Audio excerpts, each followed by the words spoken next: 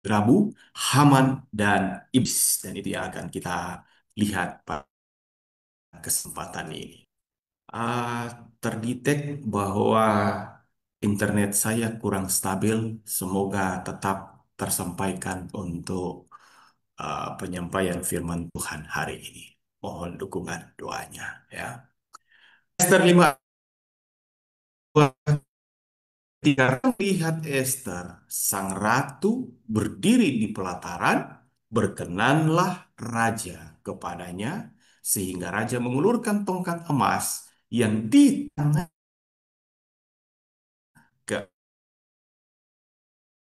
keempat itu.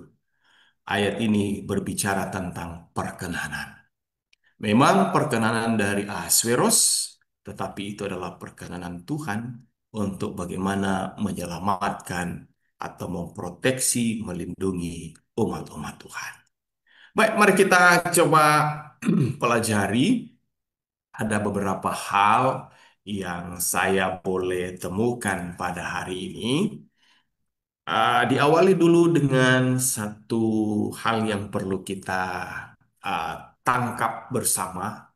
Jadi kalau kemarin-kemarin kita sudah mendiskusikan tentang peran atau kehidupan daripada Ruth dan bagaimana dia mengalami penebusan, itu juga menjadi refleksi bagi kita umat Tuhan akhir zaman ini, bagaimana Allah bekerja untuk menebus, memproteksi akan kehidupan kita di akhir zaman ini. Dan mulai hari Rabu dan kemudian besok, ya, hingga besok, kita akan mempelajari satu tokoh yang lain, yaitu Esther. Jadi pelajaran kita hari ini dan besok itu terambil dari kitab Esther. Nah, pelajaran hari Rabu memang langsung strike atau langsung menuju ke Esther pasal 3. Dua, satu dan dua seperti terlewatkan dan memang penulis pelajaran sekolah sahabat kita lebih concern terhadap Esther pasal 3 dan 4. Tapi ingin saya munculkan sejenak karena pasal satu itu berbicara tentang Wasti yang tidak menurut dan kemudian dia dipecat ya. Dan kemudian ada ide untuk menggantikan Wasti. Kemudian pasal 2 disinilah pemunculan Esther seperti di ayat 7 Mordekai pamannya yang juga menjadi ayah angkatnya ya. Esther nama lain adalah Hadasa, dia adalah anak Abihail. Jadi kakak beradik dengan Mordekai. Jadi dia mengangkat Esther itu sebagai anaknya karena orang tua Esther itu sudah meninggal. Dan sida-sida raja atau penjaga para perempuan dicatat di sana ada Hegai, ya. Dan akhirnya uh, Esther dibawa ke menghadap Raja Ahasveros, tepatnya di bulan Tibet, dan dia kemudian disetujui dan dinobatkan menjadi ratu pengganti Wasti. Dan satu pertanyaan yang muncul di Esther dari Esther 3 ayat 1 sampai 14, peristiwa apakah yang terjadi terkait pemunculan dan peran Esther? Jadi ketika Esther itu jadi raja, maka ada Mordekai juga yang diposisikan di apa namanya pemerintahan. Namun di ayat 1 Esther 3 ayat 1 menyebutkan sesudah peristiwa-peristiwa ini maka Haman bin Hamedah, orang Agag, dia dikaruniai kebesaran oleh Raja Ahasveros.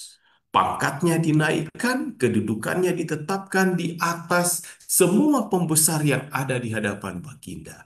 Boleh kita sebutkan dia adalah orang kedua, ya. Dan ayat 2 di sana luar biasa. Orang-orang semua pegawai raja. Kata lain, ada Ahasveros, ada Haman, semua di bawah mereka Mereka ketika berada di pintu gerbang istana raja, mereka bertelut dan sujud kepada Haman. Wah, luar biasa ini saudara. Saudara, lihat ada ide yang mulai dimunculkan di sini.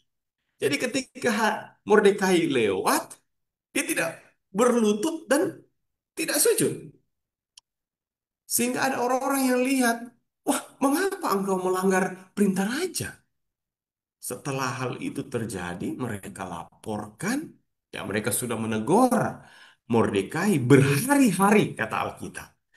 Berarti kalau berhari-hari itu sering dia lakukan, dan akhirnya mereka beritahukan itu kepada Haman supaya Haman lihat sendiri. Ya, jadi rupanya Haman memang nggak ada di situ. Tetapi setiap kali lewat pintu gerbang istana raja, seperti memberikan hormat, maka semua orang yang lewat harus bertelut dan sujud. Akhirnya terdengar bahwa Mordekai itu orang Yahudi. Dan ayat 5 disebutkan ketika Haman melihat dengan mata kepalanya sendiri ya, bahwa Mordekai tidak berlutut dan sujud kepadanya. Panaslah hati Haman. Ia menganggap dirinya terlalu hina untuk membunuh hanya Mordekai saja. Ide membunuh sudah ada. Jadi Haman mencari ikhtiar memunahkan semua orang Yahudi, yakni bangsa Mordekai itu di seluruh kerajaan Ahasverus. Bagaimana dia melakukannya? Oh, harus ada persetujuan raja. Dan saudara tahu, dia datang kepada raja.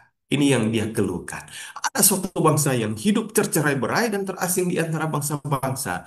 Di dalam seluruh kerajaan Tuanku, hukum mereka berlainan dengan hukum segala bangsa.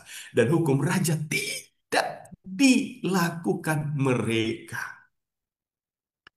Sehingga tidak patut bagi raja membiarkan mereka leluasa.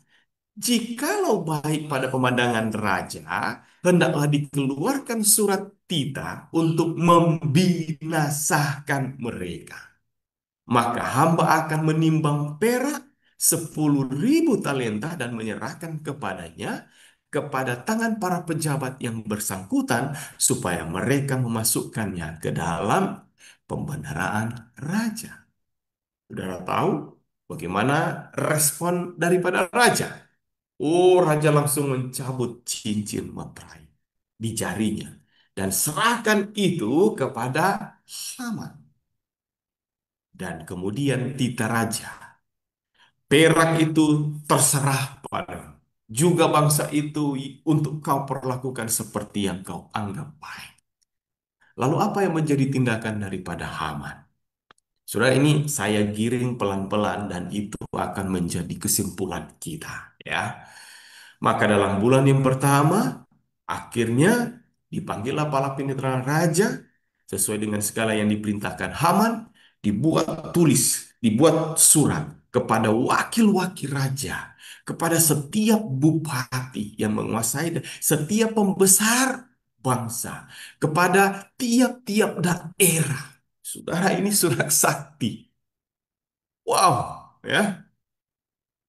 Surat ini ditulis atas nama Raja Ahasverus, dimeterai dengan cincin meterai raja. Surat itu dikirim akhirnya melalui pesuruh-pesuruh cepat ke seluruh kerajaan supaya dipunahkan, dibunuh, dibinasakan semua orang Yahudi.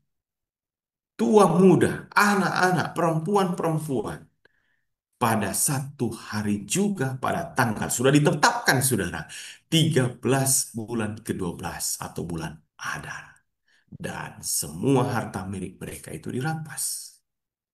Jadi ini diumumkan. Saudara bisa bayangkan jadi dari presiden, dari gubernur, ya, mayor, ah, apa namanya, wali kota dan kemudian sampai di RT RW itu diumumkan Apa yang terjadi, saudara? Ini luar biasa.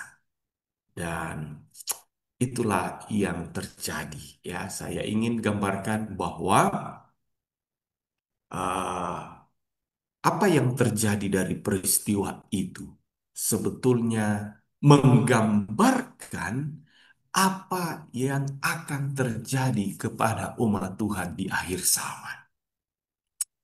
Jadi jika dikaitkan di dalam Wahyu pasal 12, Wahyu pasal 13, kita akan menemukan di sana kemiripan atau boleh paralel. Dan untuk itulah penulis pelajaran sekolah sahabat kita mengangkat tentang Rut dan mengangkat tentang kisah-kisah di dalam buku Esther.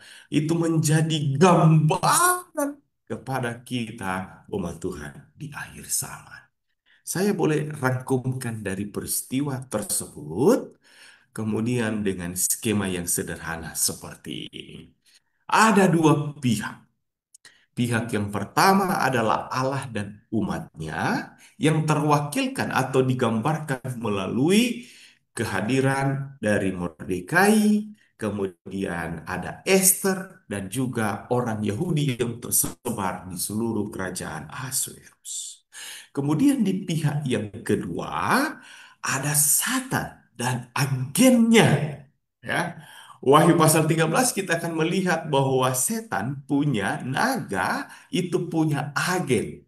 Ada dua agennya. Binatang pertama dan binatang yang kedua. Kita akan ulas ini lebih detail nanti di pembahasan minggu yang akan datang. Ya, pekan yang akan datang. Jadi Satan dan agennya dalam hal ini, dalam konteks atau kisah Esther, itu dilambang atau digambarkan melalui Haman dan Ahasuerus. Oke, Bapak Ibu Saudaraku yang terkasih, kira-kira seperti apa umat Allah, Allah dan umat-umat Allah dan bagaimana agen-agennya? Jadi berbicara tentang umat Allah, di saat itu mereka dihadapkan dengan undang-undang.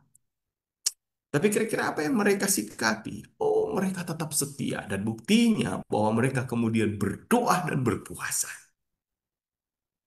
Kemudian dipaksa untuk menyembah. Ya, luar biasa. Haman menjadi haus akan posisi dan jabatan dan ketika diberikan, wah ini satu aturan yang dibuat untuk harus menyembah. Dipaksa untuk menyembah. Tapi sekali lagi Mordekai tidak mau untuk menyembah. Karena tidak mau menyembah dilaporkan karena membangkang. Dan setelah itu maka dijadikan sasaran untuk menganiaya. Tidak hanya penganiayaan ya. Ayat itu disebutkan dipunahkan, dibunuh, dibinasakan. Itulah yang menjadi kondisi daripada orang Yahudi.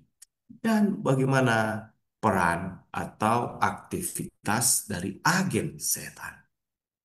Ya, Haman ditempatkan pada kedudukan yang tinggi ya dan menjadi sombong. Oleh karena itu, dia ingin disembah dan memberi perintah untuk itu. Jadi dia ingin untuk disembah dan dia memberi perintah bahwa dia harus disembah. Kemudian karena ada pelaporan, maka agennya mengeluarkan surat eksekusi hukuman. Dan kemudian apa yang terjadi? Mereka segera untuk mengeksekusi itu. Tetapi sekali lagi, ini adalah pertentangan antara baik dan jahat. Konflik kosmis, ya. The Great Controversy itu ada di sini. Walaupun itu terjadi dan itu diizinkan, namun saudara, ingat proteksi Tuhan akan terjadi kepada umat-umat Tuhan. Jadi jangan khawatir, jangan takut untuk hal itu. Nah, pelajaran sekolah sahabat kita hari ini lebih menyoroti peran daripada Haman yang akan menjadi gambaran kita bahwa itulah yang diperankan oleh agen-agen Satan di akhir zaman ini. Dan itu juga berdampak dengan kita. Jadi akhir zaman, ini saudara-saudara yang ada di Amerika yang akan menerima itu duluan dan kemudian secara internasional atau secara global. Dari sana kemudian itu akan gaungnya ke seluruh dunia. Jadi akan ada penetapan undang-undang. Saudara sekarang pimpinan-pimpinan agama dunia coba untuk membuat rekonsiliasi dan juga untuk satu persatuan yang kuat. Dan persatuan ini, penyatuan ini akan menyerukan tentang bagaimana ibadah itu harus ditinggikan, ibadah pada hari Minggu. Dan jika ada undang-undang yang kemudian dikeluarkan, bagaimana dengan kita? Kita harus memilih untuk tetap setia. Agen yang ada di Wahyu pasal 13 pun ya akan memaksa kita untuk menyembah, menerima tanda di tangan dan di dahi. Seperti kepada Sadrak, Mesak, Abednego yang tidak mau menyembah. Mereka dilaporkan dan kemudian mereka menjadi sasaran untuk dieksekusi. Oh, dapur api itu dipanaskan sampai berkali-kali dan siap untuk dilahap habis oleh api-api yang panas menyala itu. Kita akan bahas itu secara detail untuk pada pekan yang akan datang. Ya, itu satu satu paralel. Jadi saya bisa melihat bahwa pelajaran konteks daripada kitab Ester, kemudian tiga pemuda Ibrani di Ibrani, di Daniel, dan juga nanti di Wahyu, ini luar biasa. Jadi ada pengulangan-pengulangan yang terjadi. Sudah akan mengerti skema dan pola daripada kuasa kegelapan itu sama. Ya, di sini kita bisa lihat pengertiannya. Nah, pelajaran sekolah Sabat coba menunjukkan bahwa karakteristik yang ditampilkan oleh Haman itu sama dengan Lucifer. Dia adalah mungkin bisa disebutkan paling mulia dari ciptaan Tuhan. Dari antara para malaikat, dia adalah yang paling di atas. Sempurna. Dia ditempatkan di tempat yang tinggi. Dan betul ya, pelajaran sekolah sahabat kita luar biasa. Dia menjadi sombong dan dia ingin untuk disembah. Kok hanya bisa Allah saja? Saya ini hebat. Dan dia mau untuk disembah. Saudara, sahabat tandingan. Penyembahan tandingan itu dibuat oleh setan. Dan melalui agen-agennya. Dia bekerja untuk memaksa umat-umatnya, umat-umat Tuhan untuk menyembah Dia. Saudara lihat ini luar biasa penggambaran yang boleh kita dapatkan dan kemudian akan dieksekusi, akan dibunuh yang tidak punya tanda itu. Tetapi jangan takut. Ya, ketika Tuhan katakan berbahagialah mereka yang mati, mati di dalam Tuhan. Kata lain, um, ya, itu di pasal 14 itu realistis dan berarti Tuhan tahu akan ada yang akan mati oleh karena penganiayaan yang dinubuatkan di dalam Wahyu pasal 13, satu pasal sebelumnya. Jadi idealnya bahwa akan ada kesusahan yang besar dan itu kita akan alami. Sebagian orang memang akan ya dikaruniai karunia mati syahid. Tetapi mungkin ada yang lain tidak. Mungkin syahid itu kita dianiaya ya berkali-kali sampai kemudian kita kehilangan nyawa. Tetapi ada juga yang mungkin tidak punya karunia tersebut. Tuhan akan simpan untuk. Oke, mari saya bawa. Oke, jadi Untuk kesetiaan umat Tuhan itu tergambarkan dari Wahyu pasal 12, sedangkan tentang keagenan Satan itu ada di Wahyu pasal 13. Nah, Bapak Ibu Saudaraku yang terkasih, ini penuturan daripada pelajaran sekolah sahabat bahwa Haman yang haus akan posisi dan kekuasaan. Dia diberi gelar dan sangat menonjol di kerajaan di atas semua pembesar lain. Jika kita membaca Yeskiel 28, 11 sampai 15, Yesaya 14 ayat 12, 15 tentang Lucifer, kita dapat menemukan beberapa persamaan dengan Haman. Ini yang tadi saya sudah sebutkan, seorang antagonis jahat terhadap umat pilihan Tuhan yang menolak untuk tunduk pada supremasi Tuhan. Niat iblis yang menyeluruh terungkap dalam kisah pencobaan Kristus. Kemarin saya sudah singgung bahwa ketika berada di puncak, dia bilang, ini kerajaan, lihat. Aku akan memberikan semuanya kalau Yesus menyembah. Setan ingin disembah. Tetapi, saudara, Yesus adalah Sang Penebus ya yang kita pelajari kemarin dan tentunya harga yang Dia bayarkan untuk menebus dunia ini sangat besar karena dengan apa Dia menebus? Dengan darahnya sendiri. Kemudian dalam kitab Wahyu kita melihat apa ya, semangat atau nafsu iblis untuk kekuasaan dan penyembahan membawa dunia ini kepada krisis akhir. Penipuan yang dilakukan oleh binatang, agennya ini akan mengagumi dan juga menyesatkan ya, mengagumi ya dari New King James Version, tetapi di dalam bahasa Indonesia disebutkan menyesatkan ya. Jadi kecuali untuk pengecualian penting yang menolak untuk menyembahnya.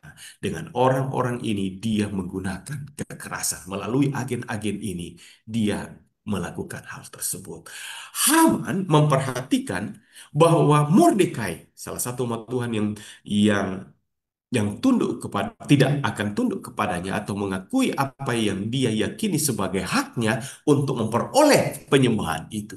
Dia dipenuhi dengan murka, kata Alkitab, dan dia bertekad untuk melenyapkan, memunahkan, memusnahkan semua orang. Dia tidak cukup dengan Mordekai saja, tetapi satu bangsa atau umat Tuhan itu dilenyapkan dari muka bumi ini. Nah, ini saudara yang boleh saya sampaikan. Bagian akhir disebutkan bahwa iblis mengklaim dunia ini.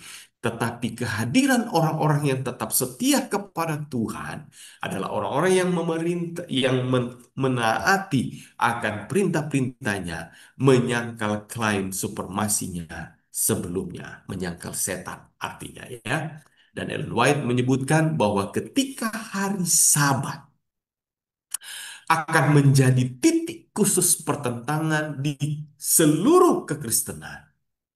Penolakan terus-menerus dari minoritas kecil untuk tunduk pada tuntutan populer akan membuat mereka menjadi objek atau sasaran tujuan eksekusi secara global atau universal. Jadi saudara, kita bisa melihat bahwa Haman, sorry, bahwa Mordekai, ya orang Yahudi tidak mau untuk menyembah siapapun. Sama halnya tiga orang orang Ibrani, Sadrak, Mesak, Abednego tidak mau untuk menyembah. Saya selalu ilustrasikan begini, ya. Berapa berapa susah sih pura-pura garuk kepala dan seperti badan menundukkan, tapi tidak menunduk lah, tidak menyembahlah. Saya hanya garuk kaki kok, ya kan? Tapi dengan menunjukkan sikap itu sudah menunjukkan bahwa dia ikut dalam penyembahan itu. Saudaraku yang dikasihi Yesus, jangan sampai kita membuat kompromi-kompromi kecil Apa yang menjadi isu di dalam hal ini? Setan coba untuk membuat rusak penyembahan kita kepada Allah. Dia membuat sabat tandingan, dia membuat penyembahan tandingan, dia ingin untuk disembah. Jadi merusak akan penyembahan, maka setan akan menawarkan dengan penyembahan itu sendiri. Jadi beralih, saudara. Hari yang harus kita jadikan hari ibadah itu bergeser.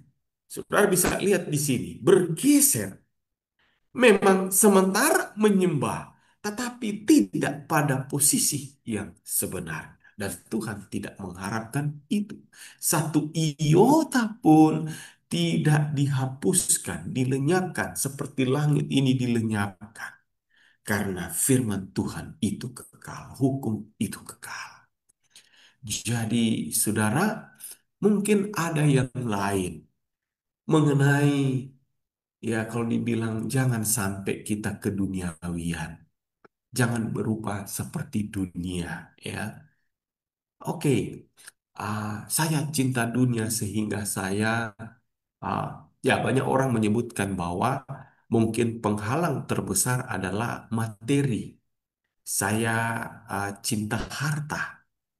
Oh, saudara, penggodaan, bukan penggodaan, tetapi ujian yang sudah diilhamkan oleh pena inspirasi bahwa hari Sabat itu menjadi titik khusus atau kata lain menjadi inti, menjadi isu utama di sini.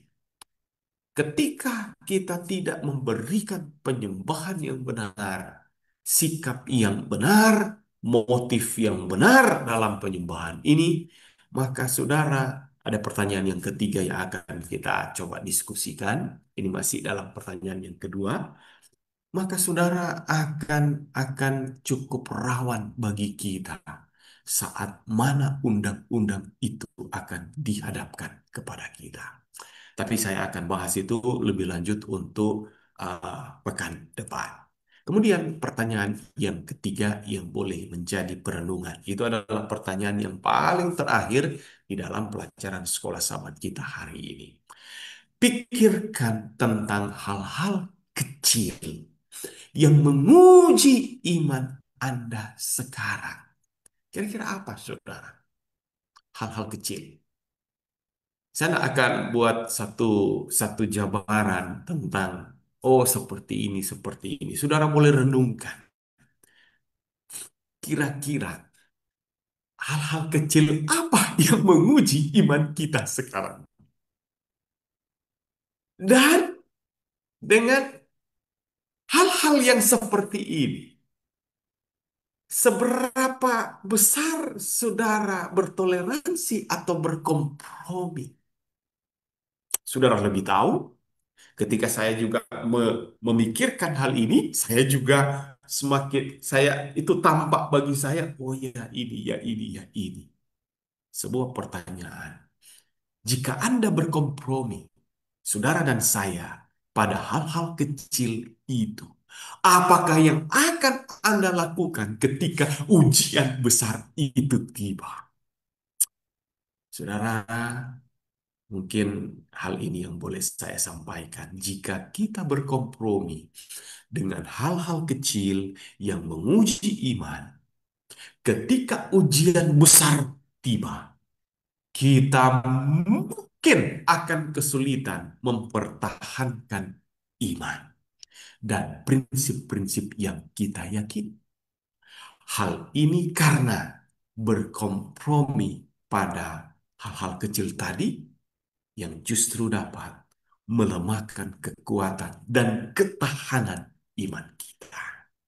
Dan kemudian, minta maaf, ujian besar datang. Ketika itu datang, kita mungkin akan merasa lebih rentan dan mudah menyerah pada godaan dan tekanan. Hal ini karena kita sudah terbiasa kompromi pada hal-hal kecil sebelumnya, sehingga kita kurang kuat untuk menghadapi ujian yang lebih besar, bahkan lebih sulit. Bapak Ibu Saudara yang terkasih, luar biasa kisah daripada Esther saat mana mereka telah berada di dalam situasi yang sulit.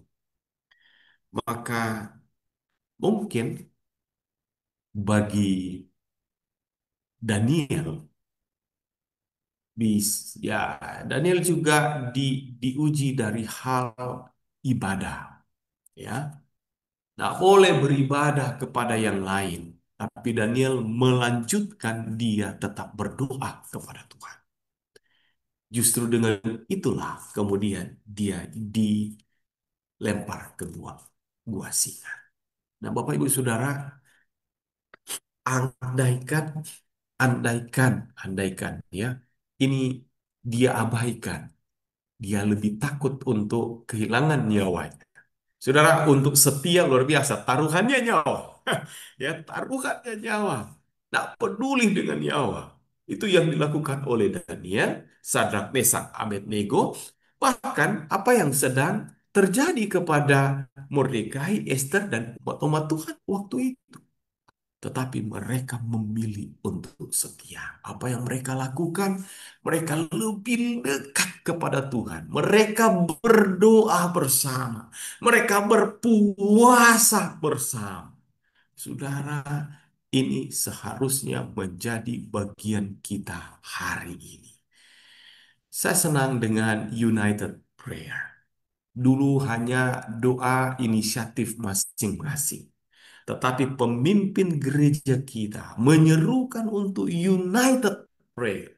Tidak hanya orang yang ada di Indonesia sesuka mereka kapan waktu terbaik berdoa, tetapi sekarang ini seluruh dunia berdoa dengan jam yang sama, waktu yang sama, momen yang sama, 10 hari berdoa. Saudara, ini luar biasa. Karena memang hanya dengan demikianlah bagaimana kita boleh dipersiapkan untuk menghadapi hari-hari yang sulit ke depan. Jadi Bapak Ibu, puji Tuhan kita sudah bahas hari Rabu ini adalah Haman dan Iblis. Kita akan bahas untuk esok hari, hari Kamis tentang untuk saat seperti ini. Saya sudah ambil advance sedikit ya. Tapi besok ada pelajaran yang lain yang akan boleh kita tekankan secara terpisah. Baik, demikianlah yang